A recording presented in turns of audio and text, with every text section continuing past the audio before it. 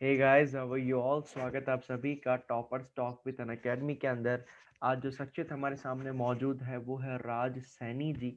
इन्होंने RSM SSB LDC का जो एग्ज़ाम हुआ था उसके अंदर 752 रैंक हासिल की है। काफ़ी मेहनती व्यक्ति हैं।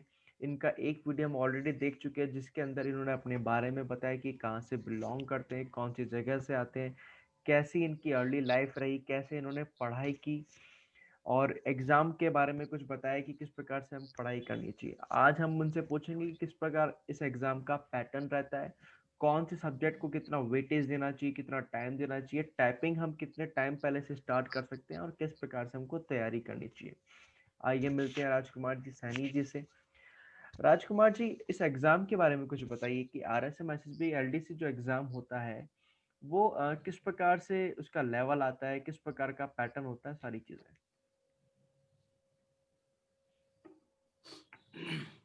एग्जाम का level sir easy to moderate रहता है। ओके। ज़्यादा कोई टफ एग्जाम नहीं है। जी। Basic Hindi grammar, basic English grammar hmm. और वही थोड़ी बहुत इंग्लिश वोकेबलरी जी। और बेसिक जीके, हम्म। मैथ और साइंस। जी। All subjects are very basic. Okay. तो सबसे पहले सर बात करें जीके की, हम्म। तो जीके में अपने को हर फील्ड की नॉलेज होनी चाहिए, चाहे वो कल्चर हो, हम्म। कला संस्कृति, हम्म। इतिहास हो, हम्म। संविधान हो, हम्म। राजनीति हो, बिल्कुल। चाहे करंट का हो। हम्म। तो जीके को अपने को जितना हो सके, चाहे अपन ऑनलाइन देखें, हम्म। चाहे गाइड का सहारा लें, हम्म। जहाँ से भी नॉलेज मिले हम्म। जीके की उतनी कम है। जितनी नॉलेज अपन ले सकते हैं उतनी लेनी चाहिए। बिल्कुल। अब साइंस में भी इतना कुछ खास नहीं है। हम्म। साइंस वाले स्टूडेंट्स के लिए थोड़ा इजी है, हम्म। बाकी लोगों के लिए थोड़ा मेहनत करना पड़ेगा। हम्म। सर। और मैथ्स की बात करें तो मैथ्स में जो टॉपिक्स हैं उनको अच्छे से आप पहले ऑनलाइन प्रिपेयर कर लें, हम्म। उनके उसका एक्सरसाइज करें, बार बार टेस्ट दें, जी। ट्यूशन लगाएं, तो हम्म। इजी होता है सब कुछ। बिल्कुल बिल्कुल बिल्कुल। राजकुमार जी, मैं आपसे पूछना चाहूँगा कि जो फर्स्ट पेपर था उसके अंदर 3 पार्ट आते हैं। राजस्थान जी के, साइंस और मैथ्स, 3 पार्ट थे। साइंस, जैसा कि आपने बोला कि साइंस अगर आप अच्छे से पढ़ रहे हैं, साइंस वाले बैकग्राउंड वालों के जो बच्चे हैं उनके तो वैसे भी कोई प्रॉब्लम आनी नहीं है। राजस्थान जी के है तो उसको आपको हर एक टॉपिक डिटेल में डेप्थ में जाके पढ़ना पड़ेगा। और मैथ्स वाले जो भी हैं वो आराम से, साइंस मैथ्स वाले वो भी कर सकते हैं। और मैथ्स वैसे उतनी टफ आई नहीं थी वैसे भी, अगर एक व्यक्ति चाहे तो आसानी से बिल्कुल easy, प्रैक्टिस करके कर सकता है। लेकिन टेंथ एक बात। स्टैंडर्ड की बिल्कुल। 10th स्टैंडर्ड तक मैथ्स आई थी, बेसिक बेसिक मैथ्स थी। मैं एक चीज आपसे पूछना चाहूंगा। करंट अफेयर्स एक ऐसा सेक्शन होता है जो बड़ा थोड़ा ट्रिकी सा होता है, डिफिकल्ट होता है, बल्कि रोज का रोज इसको प्रिपेयर करना पड़ता है और थोड़ा डिफिकल्ट लगता है कि यार कहाँ से पढ़े, क्या पढ़े। उसके लिए क्या करना है और उसके लिए मतलब क्या करना चाहिए एक विद्यार्थी को। सर अक्सर स्टूडेंट्स क्या करते हैं कि वो सोचते हैं कि करंट तो अपन एक गाइड लेके छोटी मोटी लास्ट में बिल्कुल। कर लेंगे। हाँ, यही मेंटेलिटी तो रहती है। ये मेंटेलिटी ये मेंटेलिटी मेरे को लगता है कि ठीक नहीं है कि अपन मुंबल की कोई गाइड ले लेंगे, हम्म। कोई कुछ भी उठा के पढ़ लेंगे तो अपना करंट क्लियर हो जाएगा। ऐसा नहीं है। हम्म। करंट के लिए आपको डेली टू डेली अपडेट रहना पड़ेगा, चाहे वो सोशल मीडिया हो, हम्म। चाहे अखबार हो। हम्म। तो डेली अगर आप अपडेटेड हो हम्म। और जब अब आप प्रिपरेशन कर रहे हो तो टाइम तो सर चाहे कोई सी भी वैकेंसी हो, 1 डेढ़ साल 2 साल की प्रिपरेशन तो होती है। बिल्कुल तो बिल्कुल सही इतने बात। टाइम तक लगातार अगर आप टच में हो मीडिया के, हम्म। सोशल मीडिया के, हम्म। पेपर के, तो मेरे को नहीं लगता कि करंट में कोई प्रॉब्लम आने वाली है। बिल्कुल बिल्कुल सही बात बोला आपने कि ऐसा कोई प्रॉब्लम आती नहीं है वैसे। अगर आप सही से पढ़ाई कर रहे हैं, सही से अगर आप मोटिवेटेड होके पढ़ाई कर रहे हैं, करंट अफेयर्स डेली के डेली पढ़ो। ऐसा नहीं कि एक महीना पहले एग्जाम का करंट उठा लिया और कर लिया, नहीं। हो बिल्कुल। जाता है, तुक्का लगने में लग जाता है, लेकिन आपका जो खुद को लगे ना कि हाँ मेरी तैयारी हो चुकी है, वो फीलिंग नहीं आएगी, डोमिनेट नहीं कर पाओगे एग्जाम को, वो चीज़ है। बिल्कुल सही बात है। जी सर। आपने किन किन बुक्स का सहारा लिया, मतलब आप जो सारे सब्जेक्ट पढ़े आपने वो कहाँ कहाँ से तैयार किए, कुछ बताइए बुक्स के बारे में। बुक्स के लिए सर मैंने इंग्लिश के लिए मेरे पास एक एसएससी सीजीएल की बुक है। नीतू सिंह। ये जो कौन सी कोचिंग की है, नीतू सीजीएल की सिंह। बुक थी एक एसएससी की, हम्म। वो बुक मैंने देखी थी। उसके अलावा ऑनलाइन मैंने सारे टॉपिक किए थे, खुद जी। के नोट्स भी बनाए मैंने सेल्फ, हम्म। और उस बुक से मैंने एक्सरसाइज भी की। ओके। तो ज़्यादा कुछ नहीं था, इंग्लिश की ग्रामर बिल्कुल इजी इजी लेवल थी। की थी। बिल्कुल सही बात है। हिंदी की बात करें तो हिंदी को तो वैसे ही आसान थी बिल्कुल, हम्म। सब कुछ आसान था। हिंदी में भी मैंने लेक्चर लिए उत्कर्ष के लिए, वाईफाई स्टडी के लिए, अनअकैडमी के लिए, हम्म। बुक भी पढ़ी। हम्म। एक बुक का नाम इतना याद नहीं है, हिंदी राघव व्याकरण की प्रकाश। कोई बुक थी, राघव प्रकाश राघव आचार्य। प्रकाश। जी जी जी। इंग्लिश के लिए केडी कैंपस वाली नीतू बिल्कुल सिंह इजी वाली तरीके हमने। से प्रिपरेशन की सर, बिल्कुल आराम से क्रैक हुआ। बिल्कुल बिल्कुल बिल्कुल सही बात है। बाकी जो सब्जेक्ट है जैसे साइंस और मैथ्स, इसके लिए आपने क्या क्या किया, इसको कहाँ से पढ़ा आपने? साइंस के लिए सर, वैसे मैं साइंस बैकग्राउंड से हूँ, तो मेरे को जी। ज़्यादा कुछ दिक्कत नहीं आई। हम्म। साइंस के लिए मैंने बस पूरा जितना भी सिलेबस था उसके सारे टॉपिक्स के ऑनलाइन ही मैंने लेक्चर लिए थे सारे। लगभग 60 से 70 लेक्चर मैंने लिए होंगे। कुछ टॉपिक्स ऐसे भी थे जिनके मैंने एक जगह से नहीं, 3-3 4-4 प्लेटफॉर्म से भी लिए हैं। जैसे बायोलॉजी वाला सेक्शन थोड़ा मेरे को वीक लगता है, जी। तो उस सेक्शन का मैंने थोड़ा डीपली देखा था। हम्म। वो कहाँ से पढ़ा बाकी आपने? ऐसी कोई दिक्कत वाली बात नहीं है। बुक अगर देखना चाहें तो एक एनसीईआरटी की बुक थी, वो मैंने पढ़ी थी, 6 टू 12 स्टैंडर्ड की आती है वो। जी जी जी जी। वो काफ़ी अच्छी बुक है।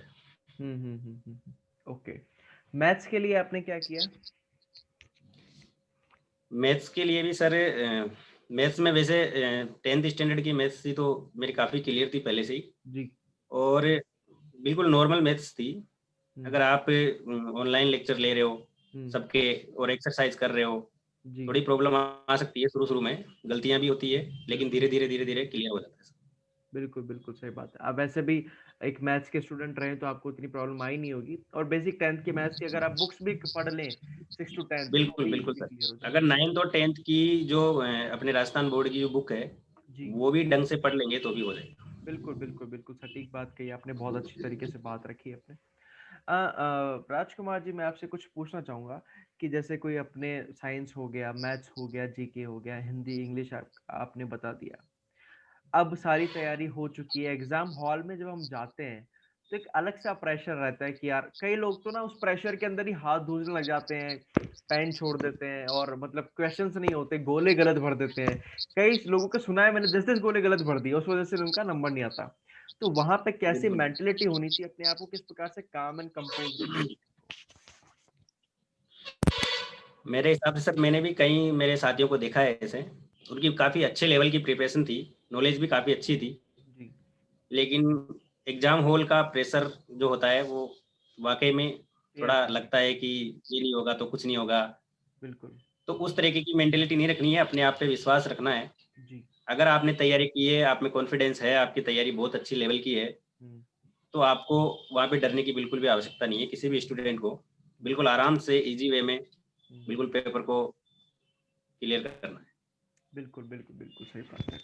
ये तो रही बात एग्जाम के पैटर्न के बारे में। आपने कितने मार्क्स एक्वायर किए थे इस एग्जाम के अंदर, फर्स्ट जो पेपर हुआ था, मतलब टाइपिंग के पहले वाला ओवरऑल? रिटर्न में रिटर्न में सर 139 पॉइंट समथिंग थे, वेरी एग्जैक्ट गुड। नहीं पता, 130.65 समथिंग। काफी अच्छे मार्क्स हैं। ओके।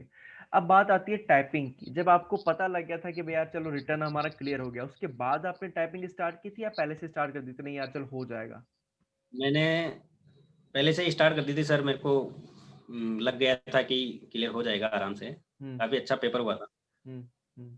तो मेरे को टाइपिंग की, मैं बीटेक में भी खूब कंप्यूटर का इस्तेमाल किया, लैपटॉप का इस्तेमाल किया, लेकिन प्रॉपर वैसे टाइपिंग वहाँ नहीं करते थे, बिल्कुल वहाँ तो बिल्कुल। देख देख के ऐसे ही करते थे। जी हाँ, तो उस तरीके की टाइपिंग से यहाँ काम नहीं चलने वाला था। जी जी जी। तो मैंने इंग्लिश में तो बेसिक कोई दिक्कत नहीं थी, लेकिन हिंदी थोड़ा हम्म। टफ पड़ती है। हम्म। तो उसमें कुछ नहीं है कि पहले आप एक रो को तैयार करो, हम्म। फिर उससे ऊपर वाली को, फिर नीचे वाली को, फिर उसको शिफ्ट की के साथ। तो हम्म। वही है सर, एक्सरसाइज। हम्म। धीरे धीरे अभ्यास करते रहेंगे, स्पीड बढ़ती जाएगी। बिल्कुल। एक महीने के अंदर मैंने पूरा हिंदी टाइपिंग करना सीखा था, सिर्फ सीखा था, क्या स्पीड बात है। Doesn't matter. हाँ कि भाई ऐसा ऐसा होता है। बिल्कुल। बिल्कुल, बिल्कुल। मतलब 1 तो महीने में मतलब अंगुलियों पे सेट हो गया था कि कौन-सा वर्ड वर्ड कहाँ पे कहाँ है। है? बिल्कुल, अंगुलियों को पता था, अंगुलियों की याददाश्त बन गई थी। बिल्कुल सही जी बात सर। है। आपने उसके टाइपिंग बाद खुद फिर से इसी की से या बाहर कहीं कोचिंग वगैरह ली? मैंने सर जयपुर में कोई इंस्टीट्यूट था, वहाँ पे 1 महीने के लिए मैं वहाँ गया था। ओके। फिर भी मेरे को नहीं लगता कि वहाँ जाने की ज़रूरत थी। हुँ, हुँ, हुँ। लेकिन बिल्कुल भी गाइडेंस नहीं था, तो उन्होंने बस सिर्फ़ इतना बताया कि हाँ, ये रो में ये वर्ड है, पहले आप इसकी प्रैक्टिस करो वर्ड पे। हुँ, तो वर्ड पे सिर्फ़ 1 दिन तक, 2 दिन तक लगातार वो बीच वाली रो, हुँ, फिर अगले 2 दिन तक लगातार ऊपर वाली रो, फिर हुँ, ऐसे-ऐसे करके पूरा वर्ड का पता चला कि हाँ, यहाँ से शिफ्ट से ये मात्रा लगती है, हुँ, इससे आधा वाला शब्द आता है, इससे ये वो। तो हुँ, एक बार जब शब्दों का पूरा नॉलेज हो जाता है, उसके बाद हुँ। सेल्फ भी आराम से हो जाता बिल्कुल, बिल्कुल, बिल्कुल सही बात है आपकी। एक बार जब क्लियर हो जाता है तो उसके बाद आराम से हम कर सकते हैं, बिल्कुल सही बात है। ठीक है। है। जी सर। अ, जब आपका टाइपिंग का क्लियर हो गया था, एक और सेक्शन आता है उसके अंदर एफिशिएंसी का सेक्शन होता है। उसके लिए आपने क्या जी किया? सर। उसके लिए भी आपने वहीं से पढ़ाई की थी, कोचिंग वालों ने बताया था या खुद खुद से कुछ किया था? उसके लिए सर मैंने ऑफ़लाइन तो किया नहीं, उसके लिए मेरे को इतना याद नहीं है। हुँ। ऑनलाइन ही मैंने देखे थे एक वीडियो, ईगल आई अकेडमी लेक्चर थे। ईगल आई अकेडमी हाँ, करके ईगल साई अकेडमी और एक और था शायद कुछ, वहाँ से 2 काफ़ी थे, लोगों ने किया था। जी, जी, जी। वहाँ सीखा था जी, जी, और जी। उन्होंने बहुत अच्छा सिखाया था, काफ़ी अच्छे से सब कुछ सिखाया क्लियर हो था। गया। सब कुछ वहीं से काफ़ी जी, लोगों ने वहीं से किया था और अच्छे से क्लियर हुआ था बिल्कुल। सारी चीज़ें। बहुत बढ़िया। उन्होंने जिस लेवल से करवाया था सर, उसका 50% लेवल भी एग्ज़ाम में नहीं था।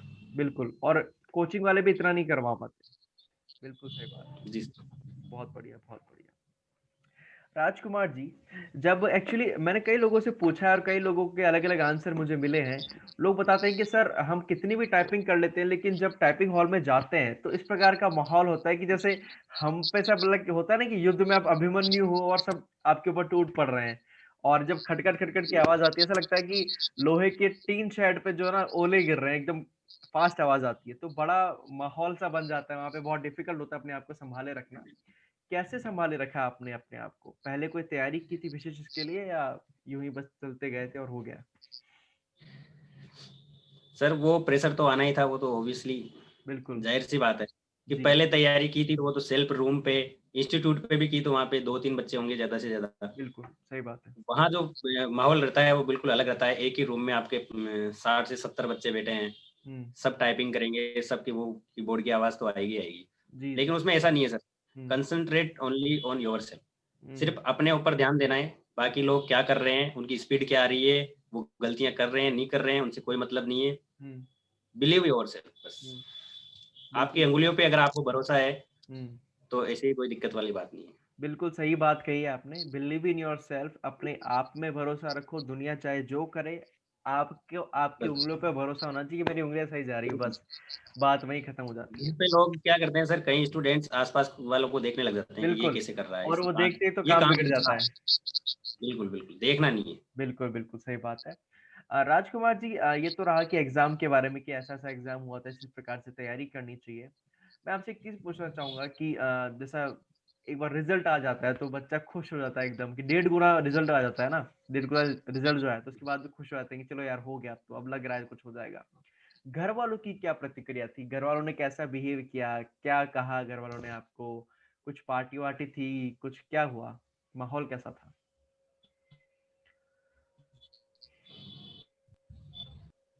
जी सर।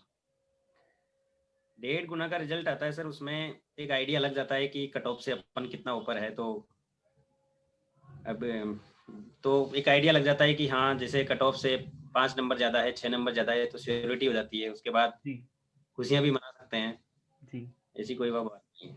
कई लोगों के तो रिश्ते आ गए थे डेढ़ गुना पास होते ही। तो उनके फ्रेंड्स छेड़ रहे थे, "अरे भई अभी पूरा सिलेक्शन नहीं हुआ, अभी तो डेढ़ गुना 600 लोग और हटेंगे यहाँ से, 6000 लोग सॉरी।" इस वजह से। तो फाइनल जब सिलेक्शन हो गया था, फाइनल लिस्ट जब आ गई थी, तो घरवालों की क्या प्रतिक्रिया रही थी? आस-पास मोहल्ले वालों को कैसा क्या लगा था कि यार चला लड़का जो है हमारा घर वालों की जॉब लग गया? प्रतिक्रिया सर जैसे कि मैंने पहले भी आपको बताया था जी, कि मैं जो है एकदम किसान परिवार से बिलॉन्ग करता हूँ बिल्कुल सही बात है। और हमारे परिवार में हुँ। मैं ही पहला व्यक्ति हूँ जो गवर्नमेंट जॉब में हूँ। जी, जी, जी, तो जी। वो उनकी शुरू से यही हार्दिक इच्छा थी कि सब लोग रिश्तेदारों में हुँ। कोई ना कोई गवर्नमेंट जॉब में है। जी, तो अपने परिवार में से भी कोई ना कोई हो। बिल्कुल, बिल्कुल। इसलिए उन्होंने मेरे को इतना आगे बढ़ाया है इतनी मेहनत करके हुँ। खून पसीने से कमाई करके इतना आगे पढ़ाया लिखाया, हम्म, तो जाहिर सी बात है खुशी तो होगी। तो बिल्कुल सही बात। परिवार में, रिश्तेदारों में काफ़ी अच्छा खुशी का माहौल था। बहुत बढ़िया। राजकुमार जी, बहुत मजा है आपसे बात करके। एक अंतिम पंक्ति के द्वारा आप हमारे स्टूडेंट्स को कुछ मोटिवेशन देना चाहें या मूल मंत्र देना चाहें सिलेक्शन का, वो क्या होगा? मेरे अनुसार सर, मेरी राय में पहली चीज़ तो, कई स्टूडेंट क्या करते हैं, पढ़ते रहते हैं, पढ़ते रहते हैं, पढ़ते रहते हैं, जी, लेकिन उनको खुद को ये नहीं पता रहता है कि उन्होंने क्या पढ़ लिया, क्या क्या पढ़ नहीं रहा है? पढ़ा। बिल्कुल सही बात है। जी सर, तो एक वो बोलते हैं ना स्मार्ट वे ऑफ स्टडी, तो बिल्कुल वो सही है। बहुत ज़रूरी है। हम्म। आपको पूरा प्रॉपर प्लानिंग रखनी पड़ेगी, कौन सा टॉपिक आपने पढ़ा, हम्म कौन सा क्लियर किया, कौन सा नहीं किया। कई लोग पढ़ते रहते हैं, उनको एग्जाम में पता चलता है कि ये टॉपिक तो मैंने किया ही नहीं। हम्म हम्म हम्म, हम्म, तो वो ऐसा नहीं होना चाहिए, बिल्कुल स्मार्ट वे से पढ़ाई करनी चाहिए। ओके। और एक और राय मैं देना चाहूँगा, कुछ स्टूडेंट्स क्या है, लगातार पढ़ते रहते हैं, सोते भी नहीं है, हाँ, गलत है। 12-12, 13-13, 14-14 घंटे पढ़ते रहेंगे। हम्म, तो ऐसा नहीं करना चाहिए। एक स्टूडेंट को प्रॉपर 8 घंटे की नींद लेनी चाहिए। Very good, very good. बहुत ही सटीक शब्दों में आपने अपनी बात कही राजकुमार जी। बहुत मजा आया आपसे बात करके।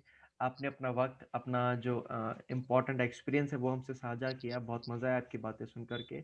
और आई होप जितने भी स्टूडेंट्स हमसे जुड़ेंगे, आपकी बातें सुनेंगे और वो बहुत ज़्यादा मोटिवेट फील करेंगे और अपने एग्जाम में अच्छा कर पाएंगे।